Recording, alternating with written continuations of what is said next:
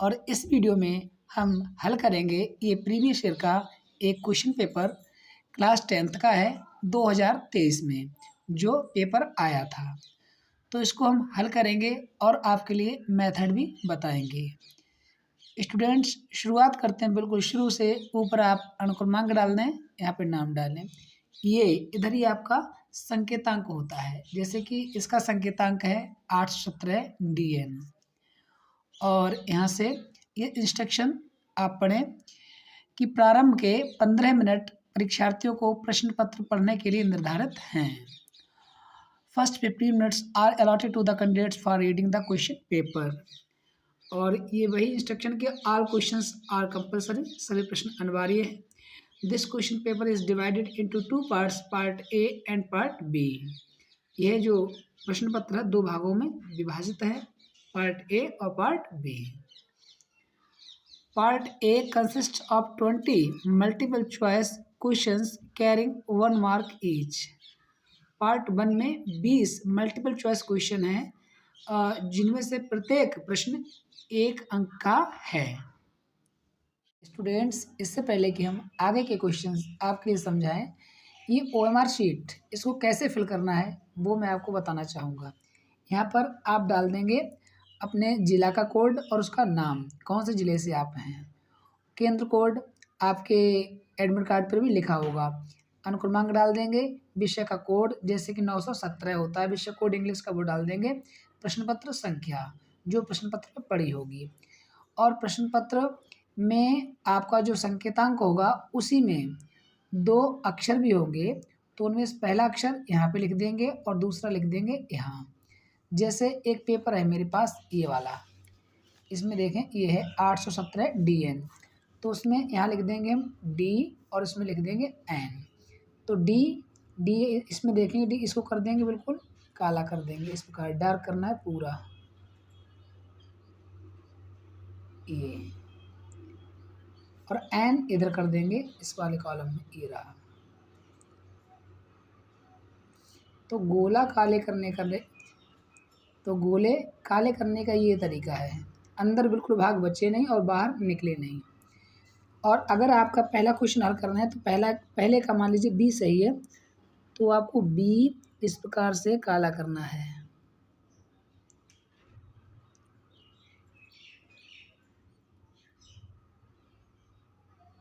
ऐसे अच्छे से। और दूसरे का D है तो इस प्रकार से करना है। तो ये 20 क्वेश्चंस होंगे शुरुआती, वो आपके OMR बेस्ड ही होंगी। तो OMR में जो भी एंट्रीज हैं आप केयरफुली इनको फिल करें, उसके बाद में जो इन्विजिलेटर होंगे उनसे आप चेक करा लें। तो ये निर्देश भी आपको पढ़ना समझना ज़रूरी है। Read the question wise instructions and mark your answer on the given OMR sheet. Do not erase, cut और use whitener on the OMR sheet. ये विशेष बात है जिसको आपको फॉलो करना है कि ये जो 20 क्वेश्चंस होंगे इनके आंसर्स के लिए आपको OMR पे मार्क करना है, और जब आप OMR की एंट्रीज को फिल करेंगे तो उस समय जल्दबाजी ना करें, कोई गलती ना करें, क्योंकि वहाँ पर इरेज खुरचना या मिटाना अलाउ नहीं है, ना उसको काट सकते हैं, ना ही उसमें वाइटनर अलाउ होता है OMR शीट पे। Part B consist of descriptive type question, और जो पार्ट बी होगा उसमें डिस्क्रिप्टिव मतलब वर्णनात्मक प्रश्न होंगे। Marks are indicated against each question, जो अंक हैं वो प्रत्येक प्रश्न के सम्मुख लिखे हुए हैं। तो ये रहे निर्देश। अब हम शुरू करते हैं। तो part A multiple choice type questions, question number 1 to 3 के आंसर आपको इसी पैसेज में मिलेंगे। तो आइए रीडिंग करते हैं। Read the following passage carefully and choose the correct option to answer the question that follow. मतलब इस पैसेज को केयरफुली ध्यानपूर्वक पढ़िए और दिए गए प्रश्नों के उत्तर आपको इसी में मिल जाएंगे। It is not luck but clever that makes a man. भाग्य नहीं, यह भाग्य नहीं है बल्कि परिश्रम ही है, यह भाग्य नहीं बल्कि परिश्रम ही है जो एक व्यक्ति को बनाता है। कहने का मतलब भाग्य नहीं बल्कि परिश्रम ही एक इंसान को बनाता है। Luck says an American writer is ever waiting for something to turn up. Luck भाग्य, सेज एन अमेरिकन राइटर, एक अमेरिकन लेखक कहते हैं कि भाग्य सदा वेटिंग प्रतीक्षा करता रहता है for something to turn up, कि कोई चीज़ घटित हो या कोई चीज़ प्राप्त हो। एक अमेरिकन राइटर कहते हैं कि भाग्य सदैव इस बात की प्रतीक्षा करता रहता है कि कोई चीज़ उसे मिल जाए। लेबर विद कीन eyes and strong will always turn up something, जबकि जो परिश्रम होता है वो पैनी नज़रों से और दृढ़ इच्छा शक्ति से सदैव कुछ न कुछ प्राप्त करता है। टर्न अप मीन्स मिलना, प्राप्त करना, या वो ऐसा परिवर्तन करता है। कौन? लेबर। दोबारा देखें कि भाग्य नहीं बल्कि परिश्रम ही एक इंसान को बनाता है। एक अमेरिकन राइटर कहते हैं कि भाग्य सदैव किसी चीज़ के मिलने की प्रतीक्षा करता रहता है और परिश्रम पैनी नज़रों से और दृढ़ इच्छा शक्ति के साथ कुछ न कुछ पाने के लिए कोशिश करता है या कोई चीज़ पाता है। Luck lies in bed and wishes the postman would bring him news of a legacy. भाग्य लाइज इन बेड, भाग्य बिस्तर में होता है या बिस्तर पे ही रहता है। एंड विशेज, और इच्छा करता है कि डाकिया लाएगा न्यूज़, क्या? ऑफ लेगेसी, की डाकिया किसी विरासत की उसके लिए न्यूज़ लाएगा, कि मतलब कहीं से कोई अच्छी खबर लाएगा डाकिया बिना कुछ किए हुए, भाग्य ऐसी अपेक्षा करता है। Labour turns out at 6 and with busy pen and ringing hammer lays the foundation of competence, जबकि परिश्रम टर्न्स आउट शुरू होता है एट 6 बजे, and with busy pen and ringing hammer, busy pen व्यस्त पेन और हथौड़ा बजाते हुए, ये एक फ्रेज होता है। तो इसका मीनिंग होता है with busy pen and ringing hammer का अर्थ होता है परिश्रम। तो जो जो परिश्रम होता है वह सुबह 6 बजे से ही कठिन परिश्रम के साथ लेज द फाउंडेशन ऑफ कॉम्पिटेंस, वह योग्यता या प्रवीणता की नींव को स्थापित करता है। कहने का मतलब जो परिश्रम होता है वो 6 बजे से शुरू हो जाता है और जो व्यक्ति परिश्रम करता है तो उसमें योग्यता आ जाती है और उसी योग्यता के आधार पे उसके ज़िंदगी में विकास तरक्की होती है। लक वाइन्स लेबर बाचेस, जो भाग्य है वह शिकायत करता है या रोना धोना करता है लेबर बाचेस, अगर कोई रिजल्ट अच्छा ना भी आए तो भाग्य क्या होता है कि वो कोसता है। कहते हैं कि कर्महीन भाग्य को कोसते हैं। तो जो भाग्य होता है वो रोना धोना करता है और परिश्रम वो देखता है, अवलोकन करता है कि कहाँ पर क्या कमी हुई थी। लक रिलाइज ऑन चांस, भाग्य अवसर में विश्वास करता है कि कहाँ पे अवसर के अनुसार कोई चीज़ हमें प्राप्त हो। लेबर ऑन कैरेक्टर, और परिश्रम चरित्र पर, आचरण में विश्वास करता है। Luck slips downwards to self indulgence, जो भाग्य होता है स्लिप्स डाउनवर्ड्स, वो नीचे की ओर गिरता है, सरकता है, टू सेल्फ इंडल्जेंस, आत्मनियंत्रणहीनता। कहने का मतलब जो व्यक्ति भाग्य पर भरोसा करते हैं तो उनकी जो प्रवृत्ति होती है वो आत्मनियंत्रणहीनता की ओर आ जाती है। कहने का मतलब वो ऐसा सोचते हैं कि हमारे नियंत्रण में कुछ है ही नहीं। Labour strides upwards and aspires to independence, और जो परिश्रम होता है वो स्ट्राइड्स आगे बढ़ता है, अपवर्ड्स ऊपर की ओर आगे बढ़ता है, एंड एस्पायर्स टू इंडिपेंडेंस, और स्वतंत्रता की कामना करता है। वो स्वतंत्र होकर अपना काम करता है, कि वो ऐसा नहीं है कि वो किसी दूसरे पे डिपेंड हो कि भाग्य ऐसा होगा तभी हम कुछ कर पाएंगे। The conviction therefore is extending that diligence is the mother of good luck. तो विश्वास, दृढ़ विश्वास या धारणा, इसका यहाँ पे मीनिंग होगा दृढ़ विश्वास या धारणा। तो देयरफॉर मीन्स अतः, अतः दृढ़ विश्वास तो ये है, इज एक्सटेंडिंग यह हो रही है या धारणा ये रही है, that diligence is the mother of good luck, कि जो परिश्रम है वह सौभाग्य की जननी है। इसलिए धारणा यही है कि जो परिश्रम है वह अच्छे भाग्य सौभाग्य की जननी है। इन अदर वर्ड्स, अन्य शब्दों में, that a man success in life, कि जीवन में एक व्यक्ति की सफलता will be proportionate to his efforts, to his industry, to his attention to small things. दूसरे शब्दों में, जीवन में एक व्यक्ति की सफलता उसके प्रयासों, उसके परिश्रम और छोटी छोटी बातों के प्रति उसके ध्यान के सापेक्ष होगी। कहने का मतलब, व्यक्ति को सफलता कब मिलेगी? जब उसके प्रयास अच्छे होंगे, मेहनत अच्छी होगी और छोटी छोटी बातों, छोटे छोटे कामों के प्रति उसका ध्यान ठीक होगा। तो ये तो रहा इसका मीनिंग। अब इसी मीनिंग के बेस पर हम इसके क्वेश्चंस हैं उनके आंसर पाएंगे। तो देखें, फर्स्ट है, which one of the following statements sums up the meaning of the passage, कि दिए गए कथनों में से कौन सा सम्स अप मतलब एक सार को समाहित करता है। टाइटल की तरह ये क्वेश्चन है, इस पैसेज के अर्थ को कौन सा कथन समाहित करता है। ए है, luck waits without exertion but labour exerts without waiting. भाग्य इंतजार करता है बिना मेहनत के, इतनी बात तो सही है। बट लेबर एक्सर्ट्स, लेकिन परिश्रम क्या करता है, कार्य करता है विदाउट वेटिंग, बिना इंतजार के। तो बिना इंतजार ऐसा तो बड़े पैसेज में नहीं आया है, तो ये वाला सही नहीं है। नेक्स्ट है, luck waits and complains without working. भाग्य इंतजार करता है और शिकायत करता है बिना काम किए। वाइल लेबर अचीव सक्सेस, जबकि परिश्रम सफलता प्राप्त करता है। ऑल्दो इट कंप्लेंस, लेकिन ये शिकायत करता है। तो यहाँ तक तो ठीक है, लेकिन शिकायत वाली बात नहीं है। भाग्य शिकायत करता है लेकिन लेबर शिकायत नहीं करता है, तो दूसरा वाला भी इसमें ठीक नहीं है, रॉन्ग है ये। और नेक्स्ट है, luck is self indulgent but labour is selfless. ये वाली लाइन भी इसमें नहीं है।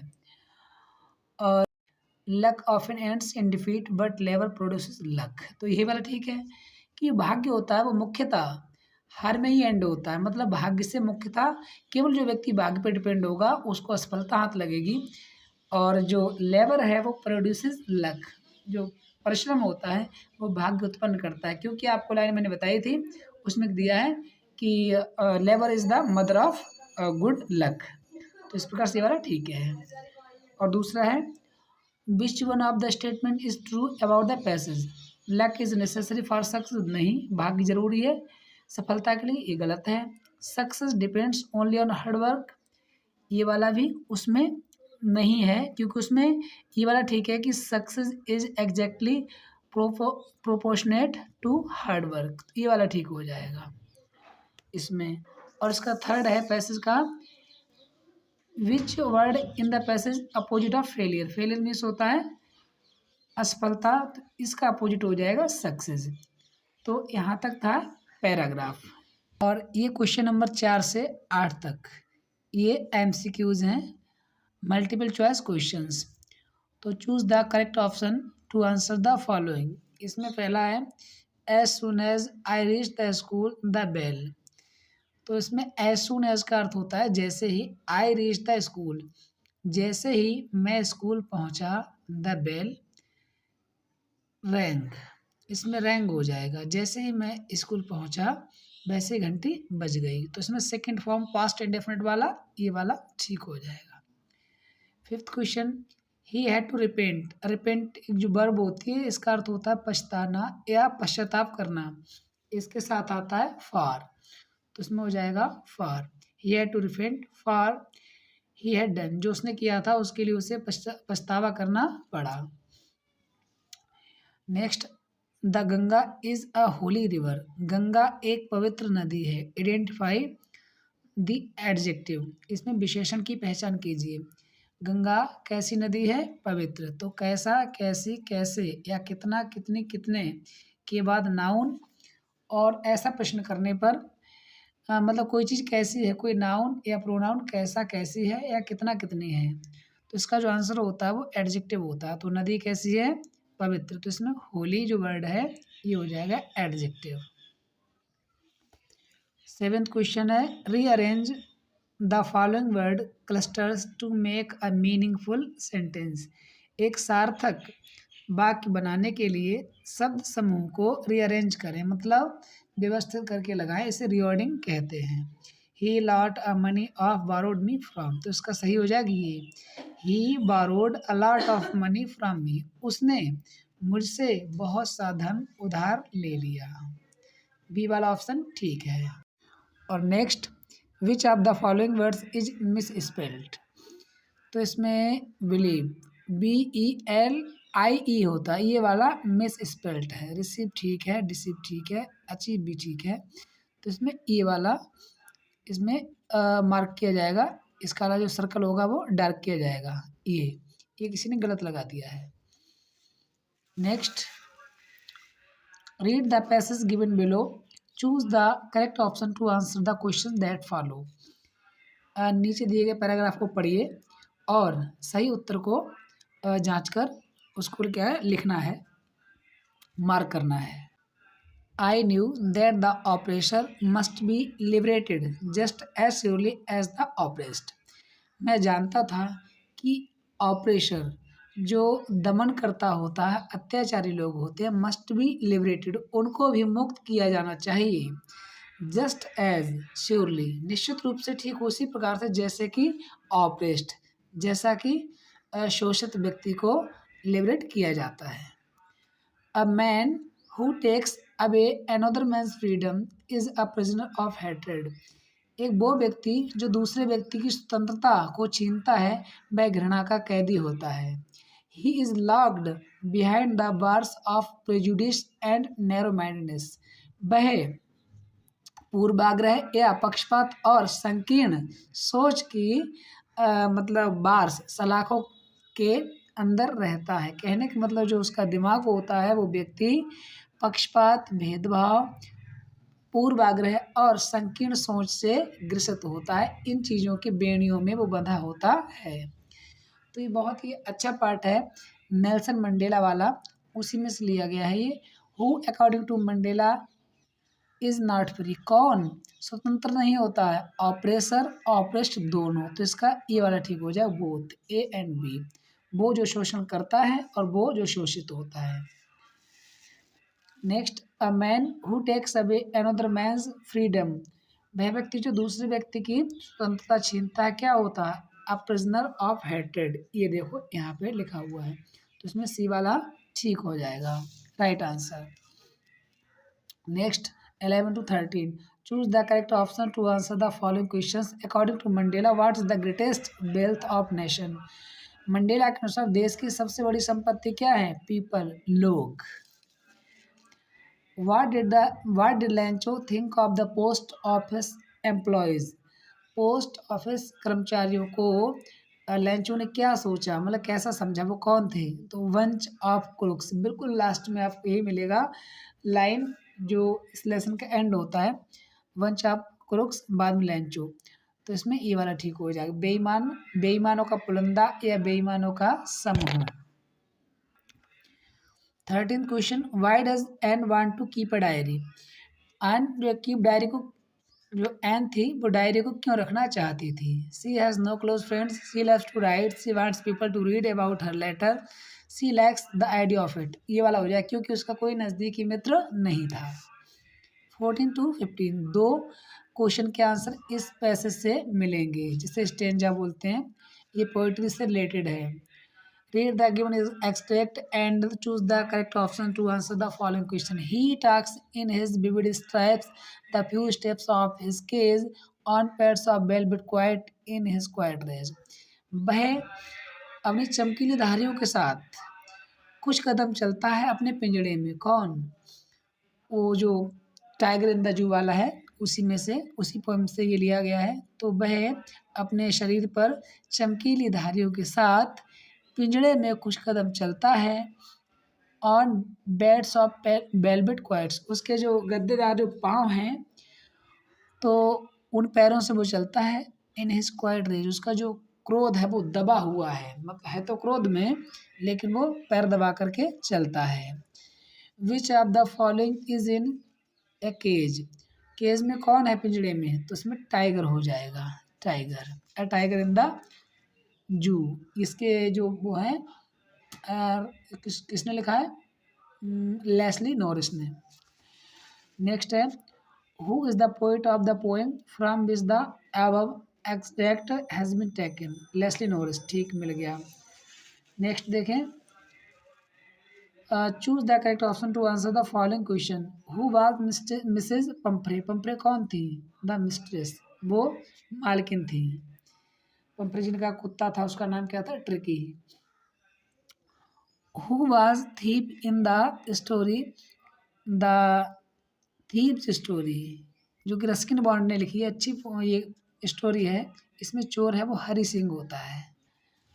और next, Richard Ebright was an scientist, Richard Ebright कौन था, वो एक वैज्ञानिक था। तो इस पेपर के लिए हम 2 या 3 पार्ट्स में पूरा हल कराएंगे। तो ये पहला पार्ट है, इसमें केवल 20 क्वेश्चन ही रखेंगे। तो ये 19th है, मटिल्डा ऑलवेज रिमेन्ड अनहैप्पी, वो सदैव नाखुश रहती थी। Who was Ramlal eldest daughter, Ramlal की सबसे बड़ी पुत्री कौन थी, इसमें हो जाएगा राधा। तो इस वीडियो में इतना ही। उम्मीद है ये क्वेश्चन आपके लिए इस वर्ष के एग्ज़ाम में भी हेल्पफुल होंगे, तो आप इनको तैयार कर लें।